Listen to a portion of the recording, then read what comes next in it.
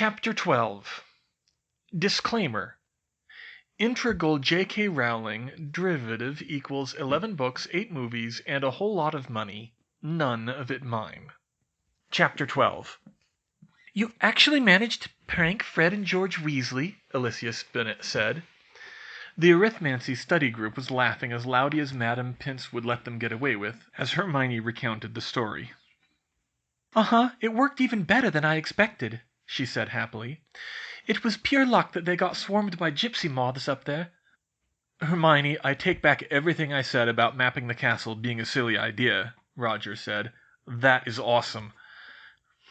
I know, Alicia added. Most of us have been dreaming of pulling one over on them for the past 2 years. I bet a lot of the teachers have been thinking about it too, even if they won't admit it, Roger added. Hermione smirked at that. She was reasonably sure Professor McGonagall secretly wanted to give them a taste of their own medicine, but that wouldn't fit her stern teacher image. Thanks, I just thought I needed to assert myself a little more. Now they know I can prank them back. Well, it's good to have our Hermione back, Roger said. We, might not have shown it that well, but we were all starting to worry about you, even before, Halloween. You seemed pretty out of it last week. That certainly surprised Hermione. Roger had always seemed like the most distant of the three of them. She couldn't help feeling a twinge of guilt, too. She still felt like most of her problems were self-inflicted, but she tried to force the feeling down. Yeah, I'm sorry I didn't think to look for you. I guess I got distracted with the feast and all, said Cedric. Alicia and Roger quickly registered their agreement. I would have thought that the prefects would have kept track of everyone, he added. Alicia let out a low whistle. They should have. Percy Weasley got a real hiding from McGonagall for not noticing that 3 of his first years were missing. Hermione remembered that. It was the first time she'd heard Professor McGonagall shouting. Percy had been depressed all weekend, and had since become so uptight that even she thought he was annoying. Is it true that you beat the troll with a levitation charm? Cedric asked. Well, sort of. It took all 3 of us to lift its club and drop it, and I don't know if it would have worked if Professor Vector hadn't frozen it. Okay, that makes more sense, said Roger. Some people were trying to say that you started swinging its club back at it. Hermione and Alicia both rolled their eyes. Hermione supposed she should consider herself lucky that the rumors had only gone that far. How did you come up with the bright idea to use combined levitation charms, though? Cedric asked. People rarely do anything like that. It wasn't that hard, she insisted. I just saw that one spell partially deflected it, so I thought 3 might be able to lift it. Well, we're all glad you got out of there, Alicia said. We wouldn't want to see you get hurt, especially with the rough time you've been having. Thanks, Hermione smiled meekly. Anyway, we'd better get to work, she continued, looking down at their exercise on proportions. I don't think I'll be able to make it on Wednesday. Wood's scheduled a bunch of extra practices. I know. Harry's getting really nervous about the match, Hermione said. He's already under a lot of pressure with the whole boy who lived thing and being the youngest player this century. And I guess it doesn't help that he's especially important being a seeker in the Hogwarts League. What do you mean? Asked Alicia.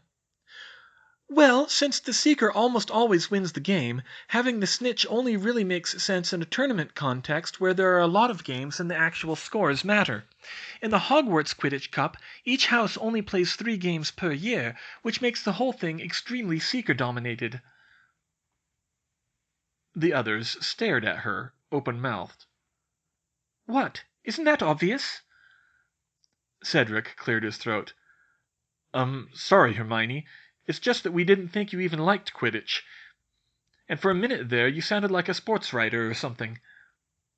Well, honestly, I don't that much, she admitted sheepishly. I don't think it's very well balanced, and I don't enjoy flying all that much. But most of my friends love it, including you, and it's not hard to figure out the numbers, so I might as well have fun with it. It's nice of you to get into it, then, Cedric said. I guess I've always thought it was a little silly that we play so few games here. When you only play each house once, you never really get a chance to develop a strategy. We could easily play each house twice like in the professional league without disrupting classes. Yeah, that would be nice, Roger said wistfully. "My grandpa says they used to do that in the old days." "Maybe you should start a petition," Hermione suggested. The others all chuckled at that. "Yeah, maybe we should," Roger replied. "So can you use maths to figure out who's going to win on Saturday? And don't worry about offending Alicia." "Hey!" "Well, that's difficult with the 3 new starting players on the Gryffindor team," Hermione said as she thought over the numbers. "Based on last year's statistics, percentage of chaser shots made and so forth, I'd say Gryffindor has a slight advantage on the chaser side, but of course the wild card will be Harry. I've only seen him fly the one time, but if he's as good as everyone says, I think I give Gryffindor a 75% chance of winning." "Well, I guess it's up to us to make sure it's 100%, Alicia quipped. "Wow," Cedric said. "Hermione, have you ever considered a career as a Quidditch analyst?" "Not really," she said flatly. "I'd rather do something that has more advanced maths in it." "Yeah, I hate to admit it, but your brains would be wasted on that," Alicia said. "I'm sure you're going to be inventing spells that aren't supposed to be possible someday." Hermione smiled nervously. That seemed like an awful lot of pressure, even if they were just joking around. "Well, I try," she finally said, trying to lighten up a bit as they really got into work. She had to admit she was a little distracted, though, for other reasons.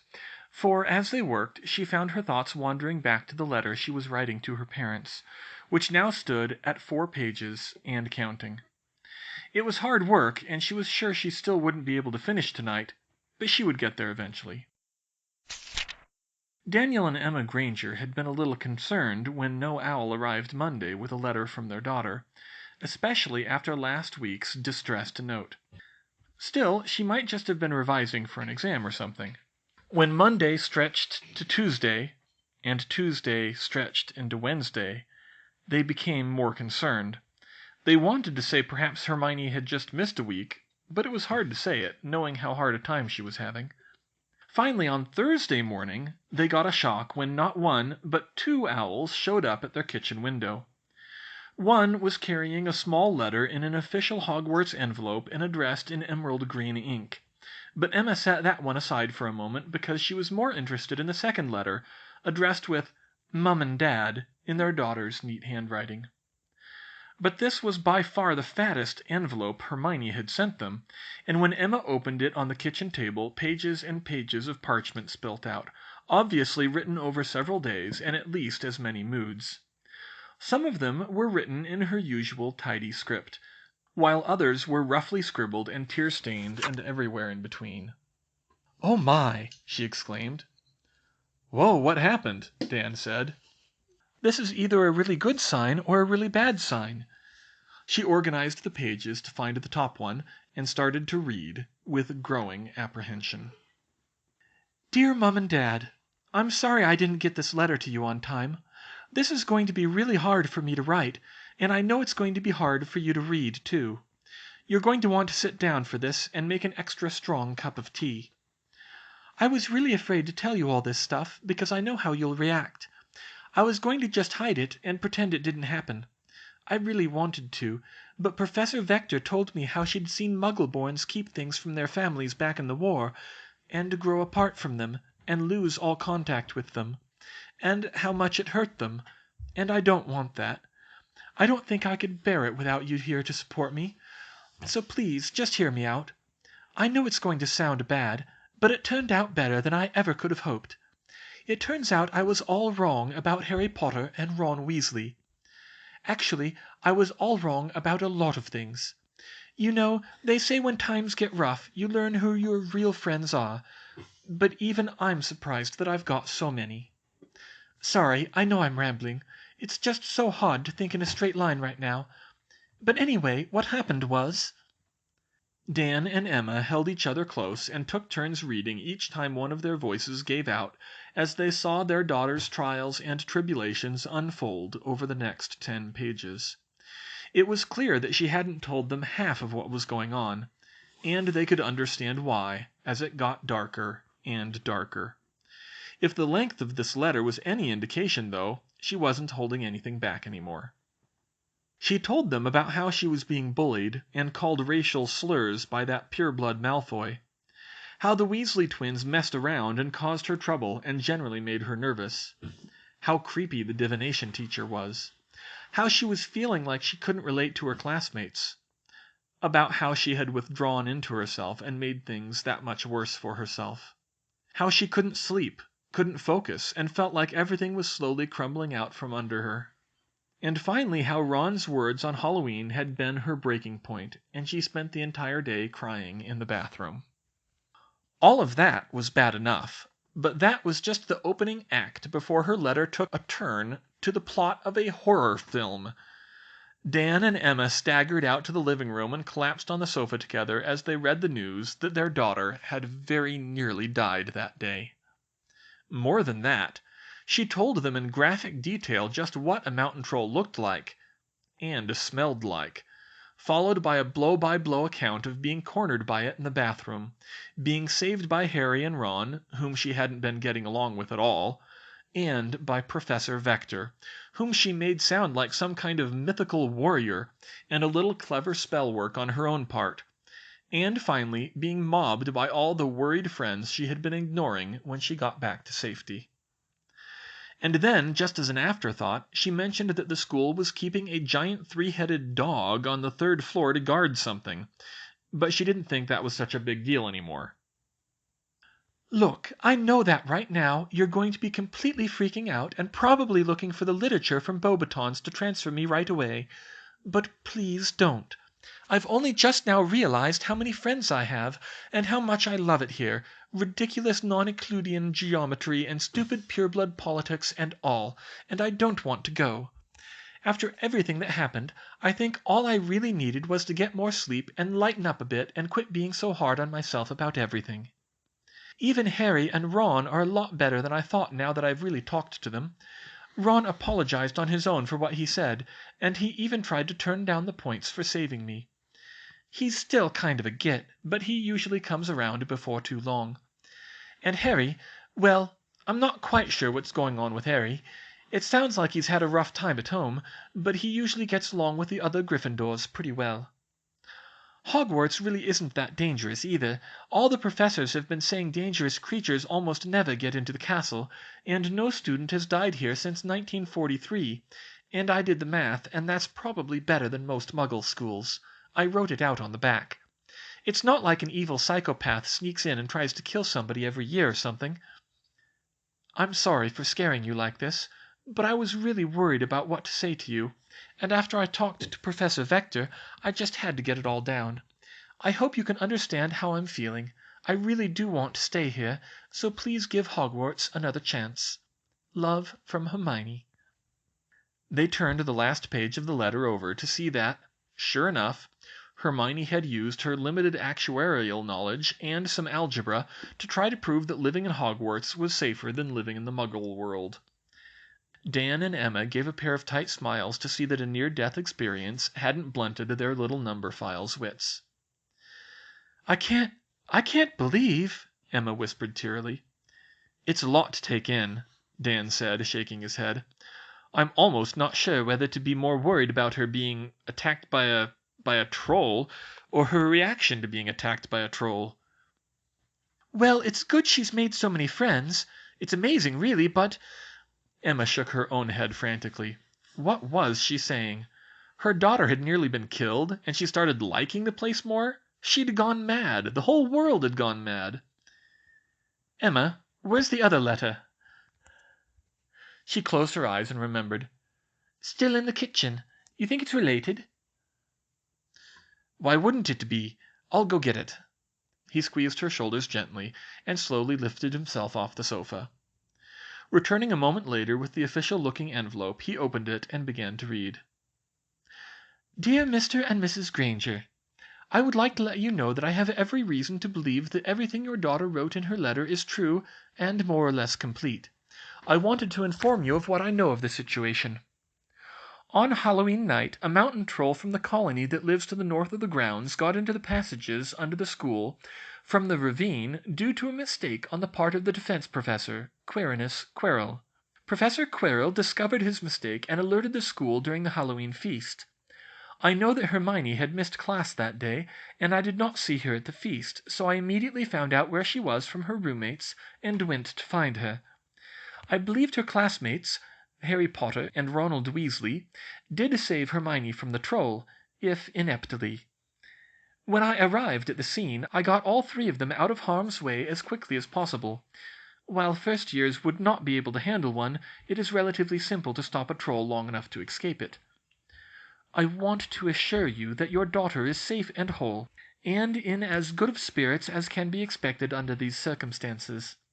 Indeed, I had noticed her growing self-isolation myself in recent weeks, and the outpouring of concern and support she has received from her classmates has lifted her spirits greatly.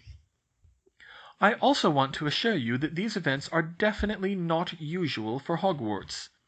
There has only been one other occasion in which a troll has gotten into the castle in my 20 years of teaching, and other dangerous creatures are very rarely sighted. In the past 50 years, there has been only one fatal attack at Hogwarts, a tragic incident in which a student was killed by an acromantula, a creature which has since been carefully confined to the Forbidden Forest. This rate of attacks is, in fact, slightly better than at other schools, because there are fewer large, dangerous magical creatures in Britain than on the continent. We are also reviewing our safety procedures to prevent another such incident from occurring. As such, I strongly urge you to respect Hermione's wishes to remain at Hogwarts, as I can honestly say I believe she will be happier staying here. She has been very worried about your reaction to her ordeal. However, I advised her of the difficulty that Muggle-born students have in staying connected with their families, and she expressed a strong resolve to keep close to you and to be fully honest with you in response. I have seen the damage done to families of Muggle-borns who choose to hide the danger of the war from their parents a decade ago. Because the divide between the magical and Muggle worlds is so deep, it is a tempting choice to make, and for Hermione to be so open with you about this shows an incredible degree of trust on her part. Keeping a family together across that divide is not easy, but I believe she has shown a commitment to doing that, and that she would do so is a great credit to you as her parents. And on a personal note, I would be very sorry to see Hermione leave. Your daughter is easily the most intelligent student in her year, and the most intelligent I have ever had the pleasure to meet in the field of arithmancy. She is a joy to have in class, and has been a great help to the other members of her study group. With training, I believe she has the potential to make advances in the theory of magic that we can't even imagine yet, and I hope that you will continue to give her the opportunity to do that at Hogwarts. Sincerely, Septima Vector, Professor of Arithmancy. Dan and Emma sat on the sofa in silence, wondering how the second letter had managed to completely floor them again. "She's really something, isn't she?" Dan whispered. "She practically has the whole thing worked out." "She's growing up, Dan," Emma sighed. "She's started to make her own decisions now." "I know. It was always going to be hard. It's a lot harder with this mess. I wish we could have had a few more years with her around." "She still needs us, you know," Emma said as she tried in vain to wipe away her tears. "She's trusting us to support her. She's wanting so much to be able to rely on us. We can't pull her out now. We couldn't do that to her after all she's been through. We're so lucky she wants to keep us close." "We certainly are, dear. And I guess Hogwarts doesn't sound that dangerous normally, and she already worked out the maths for us, so we know it's right," Dan said with a slight grin. Emma grinned back. "No stopping her, is there?" "She wouldn't be our Hermione otherwise." They sat there in each other's arms on the sofa for a while as they started to come to terms with what was happening. "We'll have to reply before too long," Emma said after a while. "She'll need closure with this. I need closure with this. We just need to figure out what to say." Dan helped her rise to her feet and planted a soft kiss on her lips. "Well, we'd better get started then." "Dear Hermione, wow, this is it, isn't it? We hardly know what to say after your last letter. It was probably the most terrifying thing we've ever read in our lives, and saddening and disturbing and confusing and somehow wonderful all at the same time. We couldn't have imagined anything like a troll attack happening in a school, or even some of the other things you mentioned. You know, you never really told us about all of your friends at school, and it sounds like you didn't really see things clearly yourself until now. We can't say how proud we are that you're fitting in so well at Hogwarts, even though we wish you could have realized it under less dangerous circumstances. Professor Vector sent us a letter explaining things. She understandably made the whole incident sound a lot more cut and dried than you did. When we read your version of the story, it was like seeing a side of magic that we'd never seen before. Be sure to thank her for us for saving you. We don't know if she told you what she wrote, but she speaks very highly of you. She obviously has a lot of respect for you, not just as a student, but as a person, and we can tell that she will be a good mentor for you in school and beyond. It disturbed us a little to see you getting so much more enthusiastic about Hogwarts after what happened. And you were right, our first instinct was to get you out of there. That's just one of the rules of being a parent. But thinking it over, we realized that you were right about the rest, too. It was just a freak accident, and there's really nothing especially dangerous about Hogwarts. Professor Vector also confirmed this, and explained what the school is doing to make sure it doesn't happen again. To be honest, though, now that we have a better handle on your safety, we're a little more concerned with your emotional well-being. You've gone off into these little episodes before, but never like this. It hurts to see how difficult things have got for you, and it worries us not having you here where we can help you out, or comfort you, or bug you about your homework. And yes, we know you always get it done. It's really good to see that your friends, and at least Professor Vector, are supporting you. That was a good idea asking them to help you stay on track and remember to sleep. Still, we were getting worried about how detached your letters sounded, and now we have a whole new set of things to worry about. Now, we know you said things are getting better, but these kinds of things take time to recover from. Please go to your friends and teachers for help before you let things get that bad again, and don't take on too much right away. Take it easy and relax when you can. You know we're going to worry about you even more now until we're sure you're back on your feet. We wish we could keep you closer to us at home. After all this, we're hardly going to be able to wait to see you at Christmas. As much as it pains us, though, we know that we need to let you start being your own person and make your own decisions. We know it must have been hard for you to trust us enough to tell us all of this, and if you can do that, then we can trust you to make a rational decision about where you'll go to school.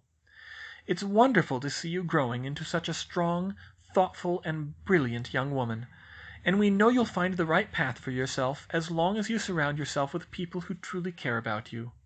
Just keep trying your best, try not to let things get to you, and be sure to get enough sleep. We'll see you at Christmas. Love, Mum and Dad.